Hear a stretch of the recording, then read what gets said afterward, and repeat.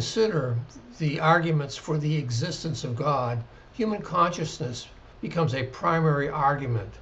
The ability to think, to reflect, to be self aware is one of the most profound mysteries of existence. It's a clue that may point beyond our material world to a supernatural source, that is, a creator. Consciousness involves far more than physical matter. There is a plethora of things that arise out of our thought processes that are more than the results of our neurons and our electrons, the synapses firing. Why is it that I feel sadness? Why is it that I feel love? How is it that I can think about abstract concepts or numbers?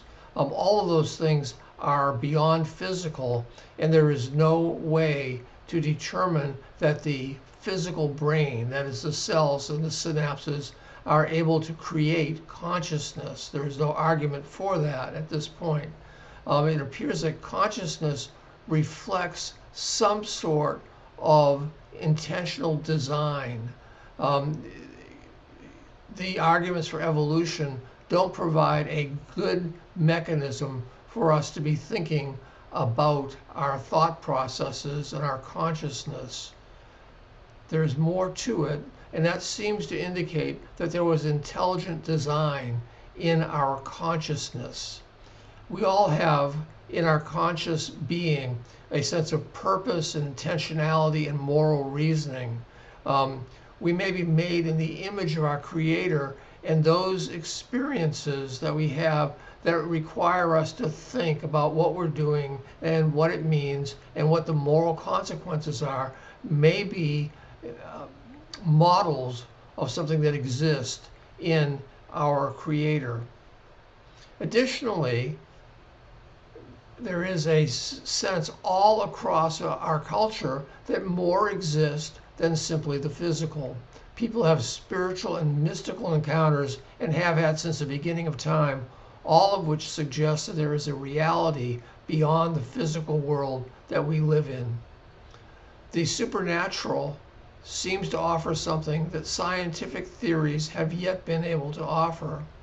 There is a notion that the supernatural creator provides a coherent alternative to the scientific models that are attempting to explain consciousness. Consciousness may be a clue as to the existence of a divine creator.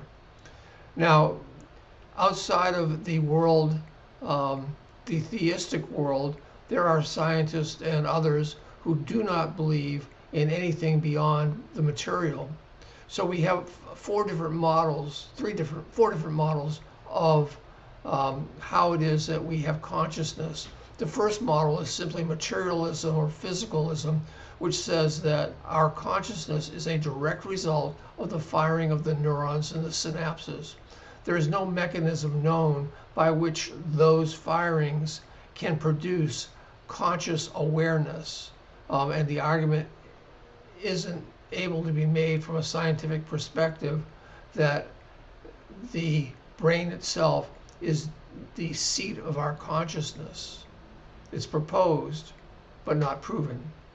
There's another model which is called functionalism, which says that the brain is sort of like a computer, and the state of consciousness that we have is like the software running. And this software allows us to be able to experience our environment and to have feelings and thoughts beyond what can be attributed to our physical state.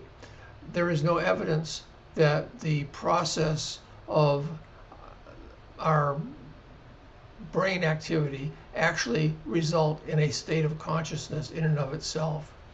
Then there's the integrated information theory, and that says that as we are processing information, because our brain is computer-like, if you will, in its ability to handle knowledge, that as information comes in, the more complex that information, the higher our brains are propelled to rise above and become conscious. And again, it's a theory without any factual basis at this point in history.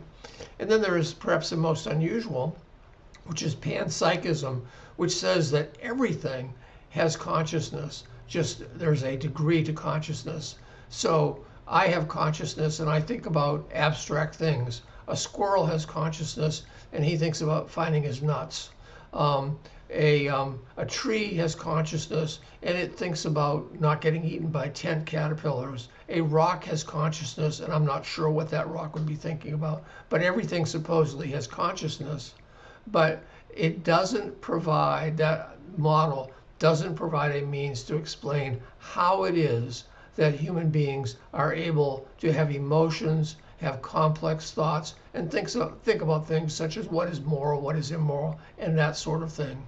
So consciousness is a huge mystery, and one which scientific study has failed to provide a good explanation of. But the idea of a divine creator has come to make a great deal of sense and provide a good model for the ability of consciousness to rise out of physical beings.